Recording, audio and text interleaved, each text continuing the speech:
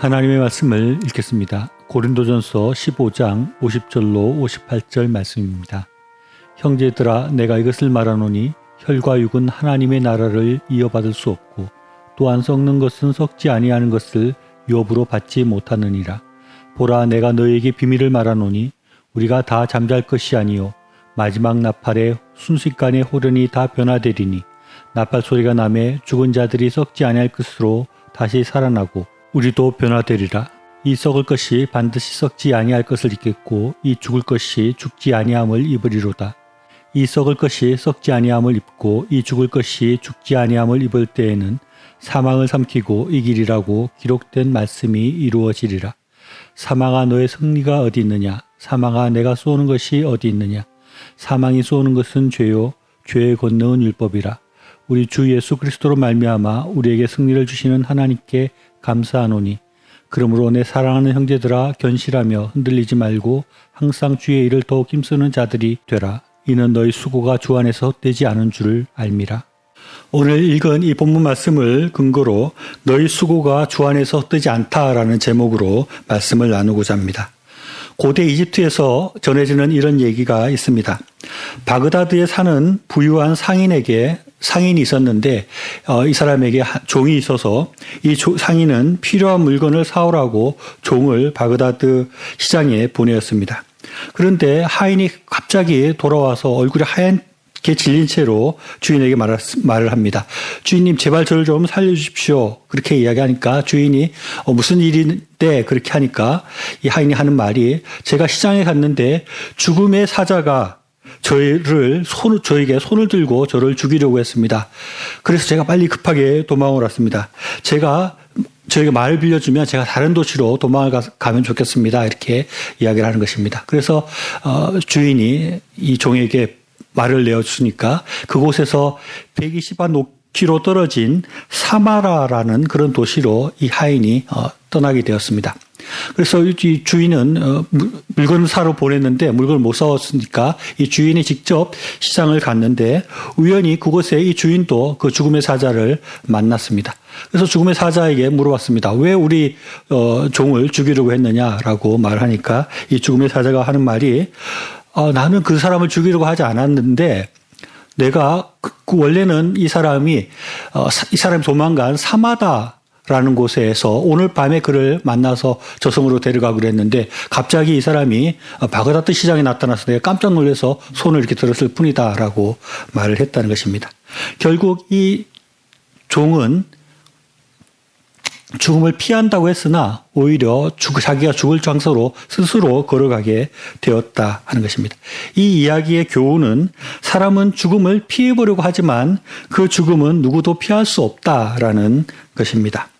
대개 보통 사람들은 어떻든지 죽음을 피하려고 하고 죽음을 외면하려고 합니다. 죽음과 연관되고 싶지 않는 그런 마음들이 있습니다. 그래서 최대한 죽음을 멀리하고 싶지만 그러나 그 누구도 죽음을 피해갈 수 없다는 것입니다. 누구든지 이 죽음으로 우리는 향해서 갈 수밖에 없다 하는 그런 것을 우리가 생각할 수 있습니다. 오늘 읽은 말씀에서도 이 죽음을 외면하려고 하는 사람들이 나옵니다. 고린도전서 15장은 부활에 대한 의심을 가진 사람들에 대해서 논증하고 있는 그런 본문이라고 할 수 있는데, 고린도 교회에서 죽음 후에 우리가 부활한다 했을 때 이 부활의 몸의 상태가 어떠한지 이런 것에 대한 관심들이 있었고, 또 죽은 다음에 사람이 어떻게 부활할 수 있는가, 또 어떤 사람들은 죽음 후에 부활 그 자체에 대해서 의문을 가지고 의심을 가진 사람들이 있었습니다. 그런데 사람들은 이와 같이 앞의 예화처럼 어떻게든 죽음을 피하려고 하고 죽음에 대해서 생각하지 아니하려고 하고 죽음을 피해서 어떻게든 살아보려고 하는 것입니다. 그러나 오늘 읽은 말씀에 보면 사도 바울은 우리에게 죽음이 피해질 수 있는 것이 아니다. 죽음은 우리에게 아주 구체적인 것이고 죽음은 언제든지 우리 곁에 있고 우리에게 다가오는 것이다 라는 것을 말하고 있습니다. 바울은 오늘 본문을 통해서 우리에게 죽음과 부활이 어떤 것인가에 대해서 아주 자세하게 그렇게 많은 것들을 설명하고 있습니다. 이런 부활에 대해서 구체적으로 생각하고 부활에 대해서 그것을 실제로 생각하는 그런 신앙생활은 우리의 삶 가운데 아주 큰 영향을 줍니다. 많은 사람들이 우리가 죽고 난 다음에 부활한다, 또 우리에게 죽음이 있다 하는 것을 안다고 하지만 많은 사람들이 이 죽음에 대해서 그것을 실제로 생각하거나 부활에 대해서 그것을 우리가 곧 닥칠 현실이라고 생각하지 못하고 그냥 막연하게 아주 추상적으로 그리고 진짜 일어날 일이 아닌 것처럼 그렇게 생각하면서 살아가는 사람들이 많이 있습니다. 우리가 지금 현실을 살아가면서 우리의 눈에 보이는 것이 이 세상의 삶이기 때문에 우리가 이 세상에만 집중하고 이 세상의 것들만 보고 그래서 마치 우리의 삶이 이 세상이 전부인 것처럼 그렇게 살아가는 그런 모습이 있는 것은 어떻게 보면 당연한 것 같지만 또 잘 보면 조금만 생각해 보면은 우리에게는 다른 세상이 즉 죽음의 세상이 또 있다는 것도 보게 됩니다. 우리가 병원에 가보게 되면 곧 죽을 사람들이 뭐 병원에 사람이 다 죽는 건 아니지만 죽어가는 사람들이 있는 것을 보는 것입니다. 더 이상 살 수 없는 그런 사형 선고를 받은 그런 환자들이 우리 주변에도 있을 수 있는 것입니다. 그런 사람은 아주 죽음과 맞닿아 그렇게 살아가고 있습니다. 또 장례식장을 가보면 진짜 죽어서 이제 다른 세상으로 가는 그런 사람, 그런 죽은 사람들도 우리가 쉽게 볼 수 있는 것입니다. 저는 우리가 살아가고 있는 이 세상의 삶이 삶과 죽음의 경계를 걷고 있는 것이다 라고 이렇게 생각이 듭니다. 여러분 한번 상상을 해 보십시오. 날씨가 화창한 날에 하늘에 뭉게구름이 떠 있는 가운데 어떤 사람이 바다와 맞닿아 있는 절벽길을 걸어가고 있는 것입니다. 이 사람은 그 길을 걸어가고 있지만 그 왼편에는 떨어지면 죽을 수밖에 없는 큰 바다가 도사리고 있는 것입니다. 이런 것이 우리의 지금 삶의 모습이 아닐까 생각을 합니다. 우리는 인생을 살아가면서 지금 땅을 걸어가고 있지만 우리 옆에는 바로 죽음의 바다가 있고 또 우리가 하늘을 들어서 보면 하늘은 부활이라고 할 수 있는 천국이라고 할 수 있는 그러한 세상이 우리에게 여전히 펼쳐져 있는 그러한 삶 가운데 우리가 살아가고 있는 것입니다. 우리에게 죽음과 부활, 천국 이런 것이 결코 막연하거나 안 일어날 어떤 만화와 같은 신비한 그런 것이 아니라 이것은 실제이고 우리가 지금 같이 우리 곁에서 진행되고 있는 그런 삶이라는 것을 그런 것이 우리의 인생이라는 것을 우리가 생각해야 합니다. 이것이 그냥 막연한 것이 아니라 실제다.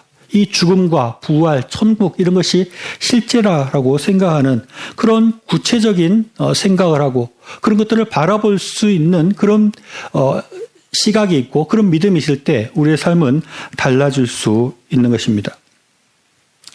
그래서 사도 바울은 부활에 대해서 아주 구체적으로 묘사하고 있습니다. 51절과 52절 말씀을 다시 한번 읽겠습니다.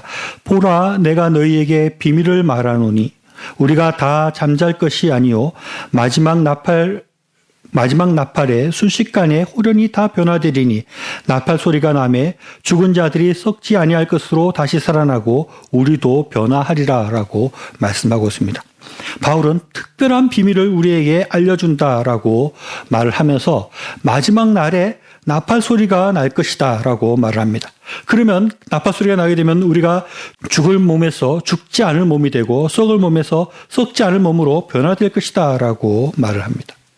이 나팔 소리라는 것이 정확하게 무엇인지 우리가 알기는 어렵습니다. 진짜 어떤 트럼펫 같은 소리가 나는 것인지 아니면 큰 소리가 나는 것을 나팔 소리라고 말했는 건지는 알지 못하지만 어떤 나팔 소리와 같은 큰 소리와 함께 우리의 몸이 변화되는 썩지 않고 죽지 않는 몸으로 변화되는 것을 우리가 경험하게 될 것이다 라고 말씀하고 있습니다.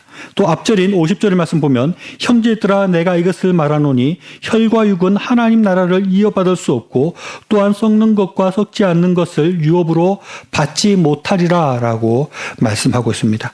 우리 현재의 이 삶은 썩어질 육체로 하나님 나라를 이어받을 수 없다는 것입니다. 우리는 우리의 이 현재의 이 삶, 우리의 이 육신이 실제인 것 같고 이것이 계속될 것처럼 그렇게 생각하고 이것이 진짜의 나의 몸이라고 생각하지만 마지막 때가 되면 이것들은 변화될 것이고 이것들은 없어질 것이라고 말씀하고 있습니다. 이 실제라고 보이는 우리의 이 세상과 우리의 몸들이 변화되어지는, 그래서 이것이 가짜고 어떻게 보면 실체가 드러나는 것이다라고 성경은 말씀하고 있는 것입니다. 이것은 다른 성경에서도 말을 하고 있는데 베드로서 3장 10절로 12절 말씀 보면 베드로는 이렇게 말합니다. 그러나 주의 날이 도둑같이 오리니 그날에 하늘이 큰 소리로 떠나가고 물질이 뜨거운 불에 풀어지고 땅과 그 중에 있는 모든 일들이 드러나리로다. 이 모든 것이 이렇게 풀어지리니 너희가 어떠한 사람이 되어야 마땅하냐. 거룩한 행실과 경건함으로 하나님의 날이 임하기를 바라보고 간절히 사모하라. 그날에 하늘이 불타서 풀어지고 물질이 뜨거운 불에 녹아지려니와 라고 말씀하고 있습니다. 이것이 하나님께서 성경을 통해서 우리에게 구체적으로 말씀하시는 종말의 모습이고 약속이라고 할 수 있습니다. 우리가 막연히 천국에 대해서, 막연히 죽음과 부활에 대해서 생각할 것이 아니라 이런 분명한 현실로 곧 드러날 일이라고 성경은 말씀하고 있습니다. 사도 바울은 부활을 말씀하면서 58절에 이렇게 말을 하고 있습니다. 그러므로 내 사랑하는 형제들아, 견실하며 흔들리지 말고 항상 주의 일에 더욱 힘쓰는 자들이 되라. 이는 너희 수고가 주 안에서 헛되지 않은 줄을 알미니라 라고 말씀하고 있습니다. 이런 구체적인 부활과 우리에게 닥쳐올 천국이 있기 때문에 우리는 흔들리지 말고 견고하게 서서 우리의 수고가 헛되지 않음을 생각하고 더욱더 열심히 수고해야 된다고 말하고 있는 것입니다. 우리 예수님 믿는 사람들은 세상 사람들처럼 무조건 이 세상을 위해서만 살아서는 안 됩니다. 이 세상의 것들만 추구하는 사람들이 우리 믿는 사람들이 아니라는 것입니다. 남들은 교회 가지 않을 때도 우리는 교회 가고, 남들이 하나님을 위해서 일하지 않을 때도 우리는 하나님을 위해서 일을 해야 되고, 우리는 더욱더 바르게 살아야 되고, 우리는 더욱더 이웃을 위해서 살아야 됩니다. 우리는 하나님 앞에 헌금을 드려서 하나님 앞에 우리의 예물도 내놓아야 되고, 또 이웃을 섬기느라고 우리의 물질과 우리의 힘과 시간도 사용해서 우리가 수고해야 되는 것입니다. 우리는 이렇게 해야 될 이유가 있는 것, 그것이 바로 우리에게 천국에 있고 우리에게 부활이 있기 때문에 그렇습니다. 오늘 사도 바울이 15장 앞부분에서 이런 말을 하고 있습니다. 19절에서 만일 그리스도 안에서 우리가 바라는 것이 다만 이 세상의 삶뿐이면 모든 사람 가운데 우리가 더욱 불쌍한 자니라라고 말씀하고 있습니다.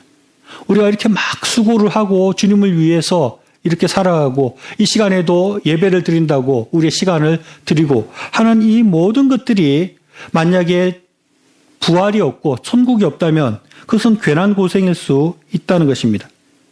우리가 헌신하고 우리의 것들을 내어놓고 하나님을 섬기고 이웃을 섬기는 그 모든 것들이 천국과 부활이 없다면 우리는 아무 의미 없는 일을 하는 것이고 그야말로 세상 사람들 가운데 불쌍한 삶을 살아가고 오히려 잘못된 삶을 살아가는 사람일 수 있다는 것입니다.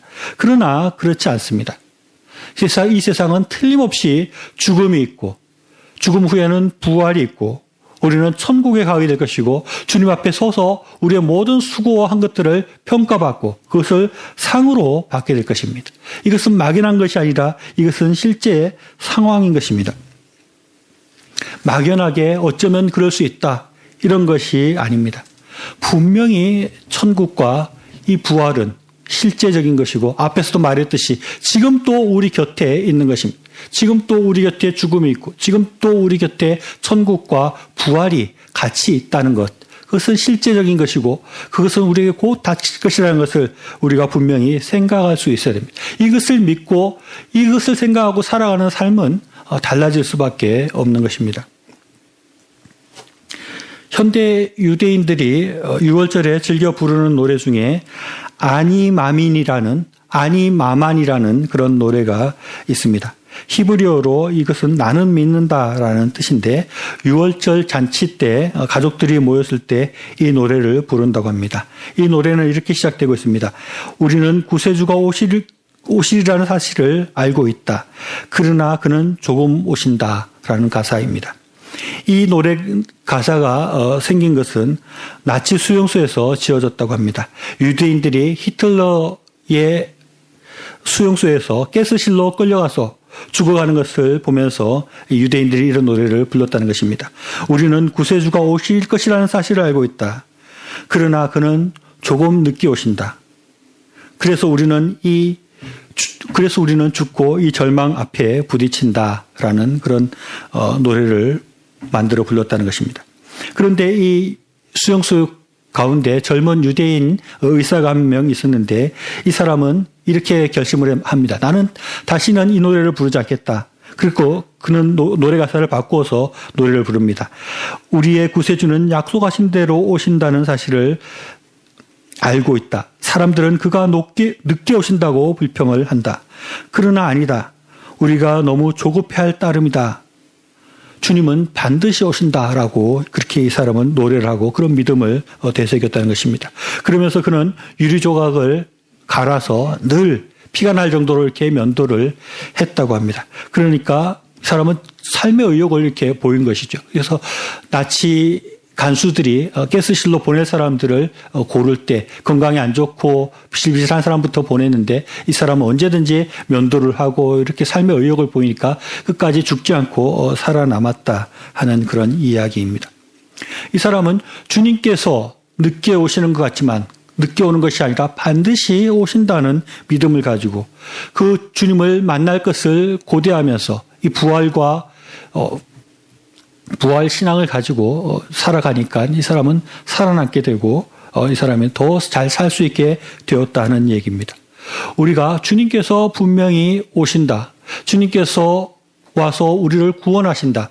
우리가 곧 주님을 만나는 그 부활의 시간 가운데 주님 앞에 우리의 모든 수고가 평가받을 것이라는 것을 우리가 생각하면서 살게 될 때 우리의 삶은 더욱더 힘 있는 삶으로 나아갈 수 있는 것입니다. 세상에 많은 사람들은 이 부활을 믿지 않습니다. 세상에 믿지 않는 사람들은 이 죽음 후에 있을 주님과의 만남, 또 주님과의 가운데 마지막 심판에 대해서 생각하지 못하고 살아가니까 의미 없이 이 세상의 것들만 추구하고 이 세상의 것들에 휘둘려서 그렇게 살아가지만 우리의 삶은 그렇지 않은 것입니다. 곧 주님을 만나야 될 것이고 주님과 함께 천국에 살 것을 생각하면서 주님 앞에서 내가 무엇을 해야 될 것인가를 생각하고 그 일을 하면서 살아가는 것이 부활을 믿는 사람들의 그런 신앙인 것을 우리가 생각해야 할 것입니다.